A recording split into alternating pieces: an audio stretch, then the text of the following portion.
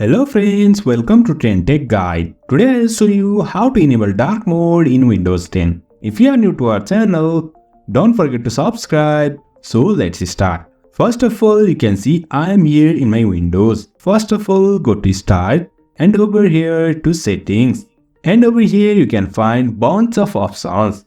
Now over here you'll find this personalization. Click on this. On the left you'll find bunch of options over here.